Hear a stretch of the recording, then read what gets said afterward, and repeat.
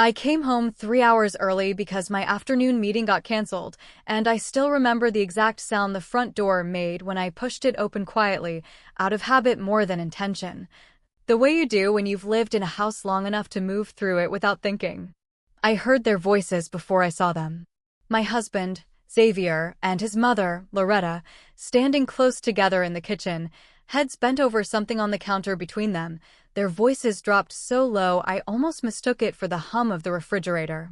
"She can't know yet," Loretta was saying. "Not until we've handled it properly. You understand why." "I don't like keeping this from her," Xavier said, and there was something strained in his voice I'd rarely heard, a tightness that made my stomach drop before I even understood why. "She's my wife, Mom.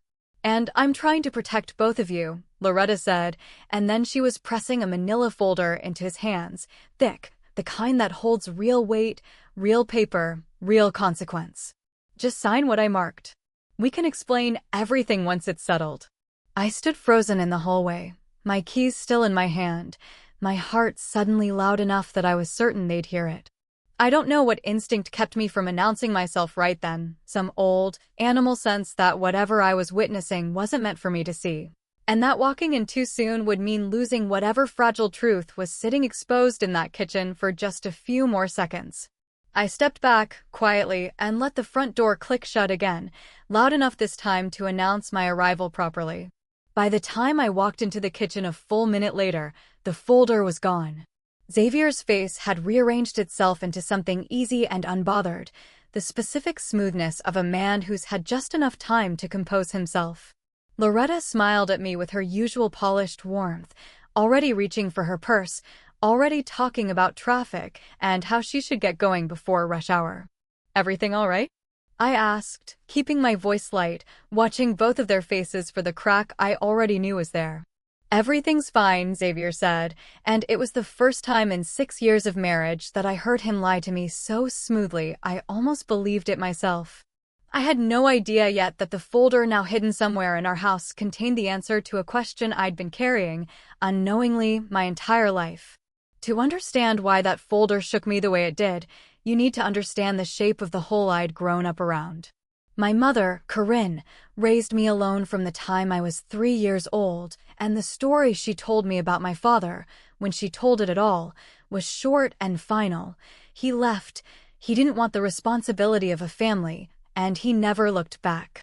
She said it so rarely and so flatly that I learned early not to ask follow-up questions, learned to swallow the curiosity that flared up every time a friend mentioned their father teaching them to ride a bike, or walking them down an aisle, or simply existing in a photograph on a mantle somewhere. I built an entire identity around that absence without ever quite realizing I was doing it. I dated carefully, guarded, always half expecting the men in my life to eventually prove my mother's story right and disappear the moment things got difficult. Xavier was the first man who made that expectation feel foolish, patient in a way that slowly, over years, taught me to stop bracing for an exit that never came. My mother passed away 18 months before that afternoon in the kitchen, quietly, after a short illness, leaving behind a modest apartment, a lifetime of careful frugality, and almost no answers about the father she'd spent 30 years refusing to discuss. I grieved her hard, and I grieved, too, the questions I'd never gotten to ask, assuming, the way you do with grief, that whatever truth she'd been protecting me from had died along with her. Loretta, Xavier's mother, was an estate attorney, sharp and composed, the kind of woman who commanded a room simply by entering it slowly. She'd never been unkind to me exactly, but there was always a watchfulness in how she looked at me, an assessment I could never quite name, present from the very first dinner Xavier brought me to meet his family. I used to think it was simply the natural wariness of a mother evaluating her son's choice. I understand now that it was something else entirely, the particular, careful attention of a woman who recognized something about me long before I ever understood there was anything to recognize. Are you enjoying the story? Let me know in the comments where you're watching from. If you're enjoying it so far, make sure to subscribe so you don't miss what happens next. Because believe me, this story is only getting started. Now let's get back into it.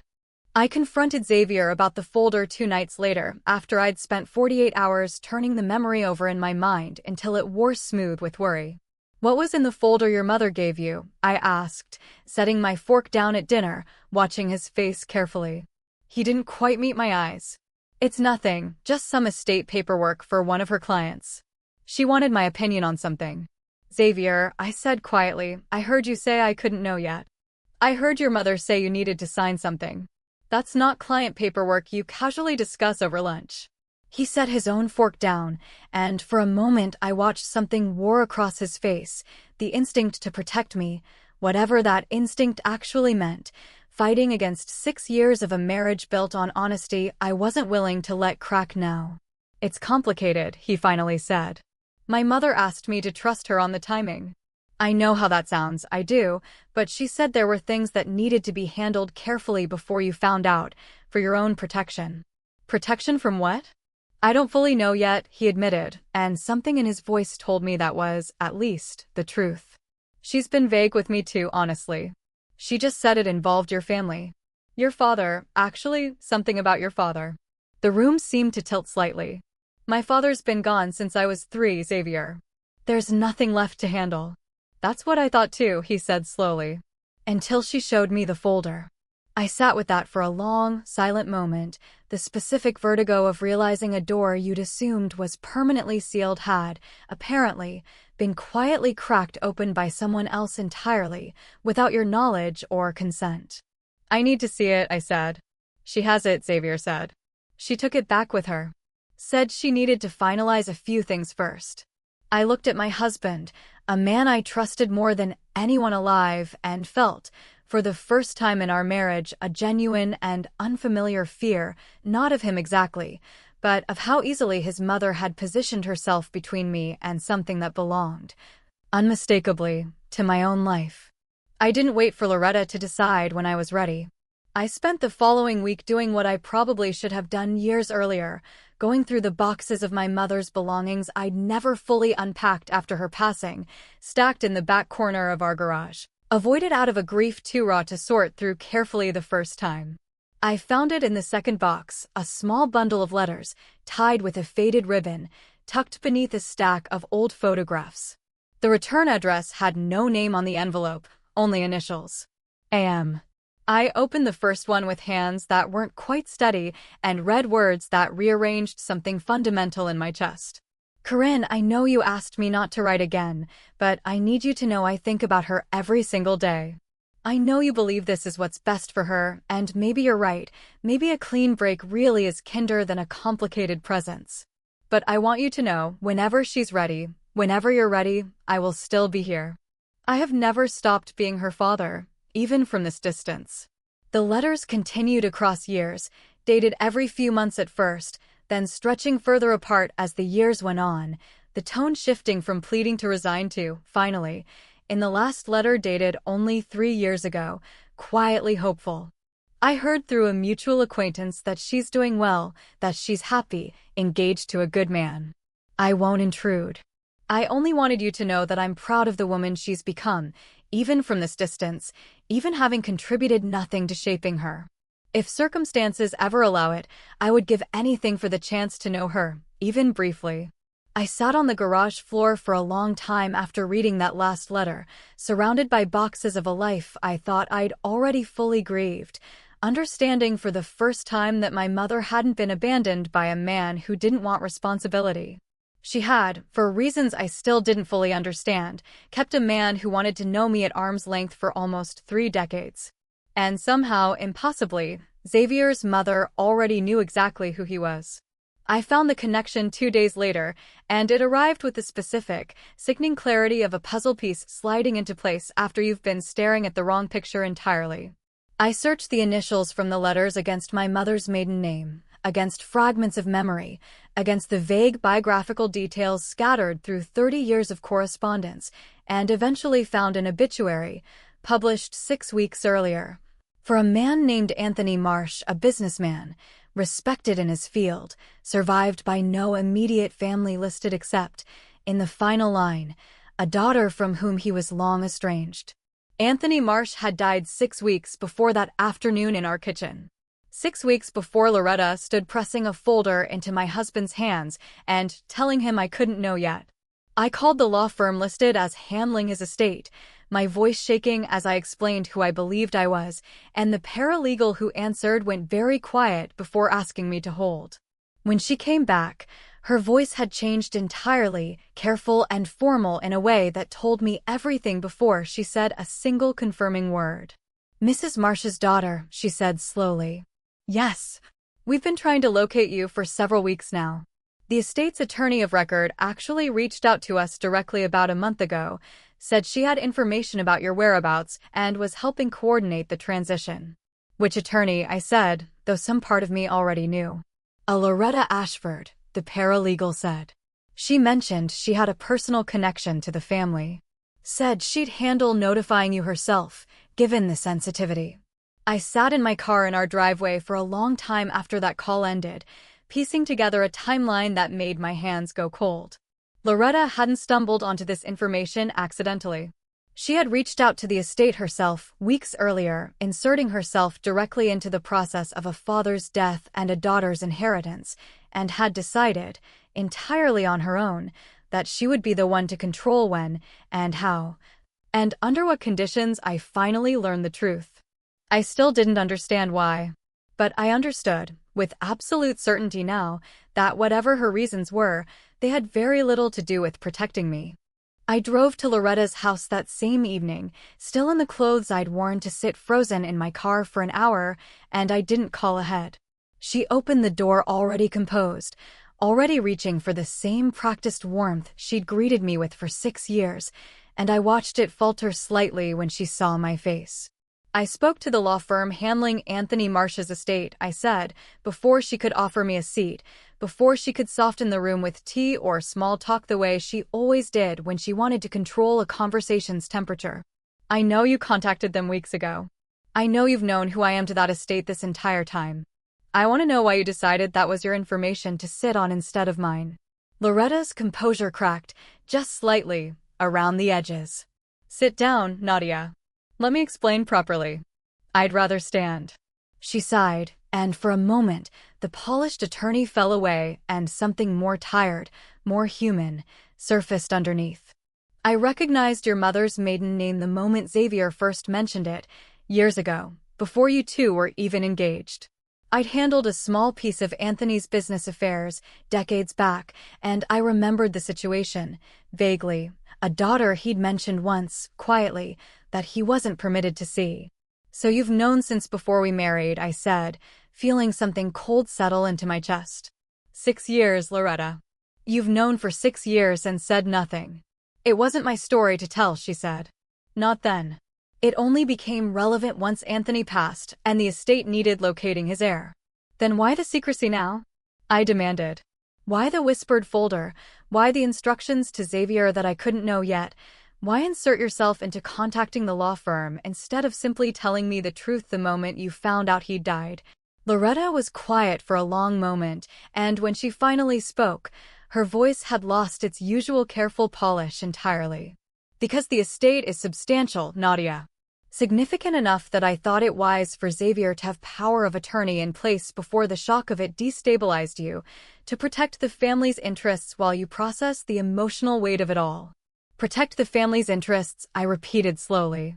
"Or protect your access to managing a very large estate, as the attorney who happened to already be positioned inside my own marriage."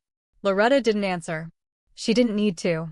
Xavier found me still sitting in my car outside his mother's house, having come straight from work the moment Loretta, apparently rattled enough to break her own careful control, called to tell him I'd confronted her. He got into the passenger seat without a word at first, and I watched him take in my face, my silence, the specific exhaustion of a woman who'd spent a week discovering her entire history had been quietly rewritten by other people's decisions. "She told me everything," he said finally. "The estate. The power of attorney paperwork. All of it." "Did you know," I asked, my voice barely above a whisper, "that she'd known who my father was for 6 years?" "No," Xavier said immediately, and the raw shock in his voice told me it was true. "Nadia, I swear to you, she told me it was recent, that she'd only just discovered the connection when the estate needed to locate you." I had no idea she'd been sitting on this for years. What did she tell you about the folder? About why you needed to sign something before I found out. Xavier's jaw tightened. She said the estate was complicated, that there were people who might contest it, distant relatives looking to claim a piece of it once news got out, and that having power of attorney in place would let us move quickly to protect the assets before any legal challenges could complicate things. She made it sound urgent. Protective. And you believed her. She's my mother, Xavier said, and there was real pain in his voice now, the particular ache of watching someone you trusted reveal themselves as capable of something you never wanted to believe. I've spent my whole life trusting her judgment on things I didn't fully understand. I didn't think to question whether she was protecting you or positioning herself. We sat in silence for a long moment, the weight of everything settling between us. I need you to understand something, I finally said. This isn't just about the estate, or the money, or even about what your mother did. It's about the fact that for a week, you let her convince you that keeping something this enormous from me was reasonable. My father. My identity. My own history. And you decided her comfort with the timing mattered more than my right to know.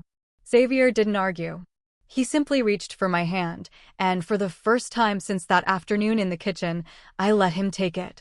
I got the folder 3 days later, delivered not by Loretta, but by the law firm directly, once I'd made clear through my own newly hired attorney that any further communication about my father's estate would go through me and nobody else. I opened it alone, at our kitchen table, the same counter where I'd first watched it change hands in whispers I wasn't meant to hear. Inside was everything I'd been circling for a week without fully grasping its shape: appraisals, account summaries, property deeds, the full architecture of a life my father had built at a careful, permanent distance from mine. And beneath all of it, in an envelope with my name written in handwriting I'd never seen before but somehow, impossibly, recognized as something like my own, was a letter. Nadia, if you're reading this, it means I never got the chance to say any of this to your face, which is a regret I will carry, wherever I end up, more heavily than any other. Your mother and I made a decision when you were very young, one I've spent 30 years both respecting and resenting in equal measure. She believed a clean absence would hurt you less than a complicated, painful presence, and there were reasons for that belief I won't dishonor her by explaining in detail here, except to say they were reasons born of real hurt, not cruelty.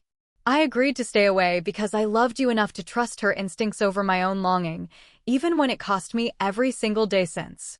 I want you to know I watched from a distance, as much as she allowed, and I was proud of every version of you I glimpsed. I'm leaving you what I have not to buy back time I can't return, but because it was always yours, the same way you were always mine, distance or not. I cried at that kitchen table for a long time, grieving a father I'd never met and a version of my own history I'd carried wrong for 30 years, the absence I'd built an entire identity around suddenly revealed as something far more complicated, far less careless, than the story I'd been given. And underneath the grief, something else was rising too, a clear, steady anger at every person, living and gone, who had decided this truth belonged to them to manage instead of to me. The estate itself, once my own attorney sorted through everything properly, turned out to be significant enough to change the practical shape of my life, though by the time the paperwork finalized, that fact had become almost secondary to everything else I was processing. Loretta never fully apologized, not in the complete, accountable way I think I needed from her. What she offered instead, over a stilted dinner Xavier arranged weeks later, was closer to an explanation dressed up as regret. She'd meant to protect the family, she said, meant to ensure the transition happened smoothly, without complications, without the kind of grief-driven decisions people sometimes make when overwhelmed by sudden windfalls. You didn't protect me, I told her, calmly, having had weeks now to sit with my anger until it settled into something steadier and more precise. You made a calculated decision to control information about my own father, my own identity, because you saw an opportunity to manage an estate you had no rightful claim to managing. I need you to understand the difference, Loretta, because I don't think you fully do yet. She didn't argue. I think, underneath the composure she rebuilt for that dinner, some part of her did understand, even if pride kept her from saying so plainly. Xavier and I spent those same weeks rebuilding something that had cracked in ways I hadn't fully appreciated until the crisis passed. He went to therapy on his own, something he'd never done before, working through what it meant that he'd been willing, even briefly, to keep something this significant from me because his mother framed it as protection. I appreciated that effort more than I let on at first, watching him do the harder, quieter work of understanding why he'd been so ready to trust her judgment over his own instincts about our marriage. I keep thinking about the version of this where you never came home early, he told me one night, months later. Where I signed that paperwork, and you found out everything secondhand, already decided for you. I don't know how we come back from a version of our marriage where that's who I was. We come back from it, I said, by making sure it's never who you are again. It's been a year now since I stood frozen in that hallway, keys still in my hand, listening to whispers that would eventually unravel everything I thought I understood about my own history. I think about my father often, more gently now than the anger of that first week allowed. I visited his grave for the first time 3 months ago, alone, and sat there for a long while, telling him, out loud, about the life he'd only ever gotten to watch from a careful distance. It wasn't closure exactly. I don't think grief for a relationship that never fully got to exist works that neatly. But it was something honest, finally, after 30 years built on a story that was never the whole truth. I still don't know exactly what to make of my mother's choices, the reasons behind that 30-year silence she never lived long enough to fully explain. I've made peace, mostly, with understanding that grief sometimes means holding two truths at once, that she loved me fiercely, and that she also made a decision, for reasons I'll never completely know. That cost me something I didn't even realize I was missing until a folder changed hands in whispers in my own kitchen. Xavier and I are stronger now, in the specific, hard-won way that only survives real testing. We talk about everything now, immediately, uncomfortably sometimes, because we both understand now exactly what silence, even well-intentioned silence, can quietly cost. As for Loretta, our relationship remains careful, distant in a way it never was before, rebuilding slowly if it rebuilds at all. I've stopped needing her approval the way I once, quietly, without realizing it, always had. That shift alone feels like its own kind of inheritance, separate from anything written in my father's will. The lesson I carry now isn't really about money, or even about the specific betrayal of that folder. It's simpler, and it took 30 years and one early afternoon home from work to finally understand it clearly. Your own story, your own identity, your own history, belongs to you first. Anyone who decides otherwise, however lovingly they dress up the decision, isn't protecting you. They're just choosing themselves and calling it care. The end.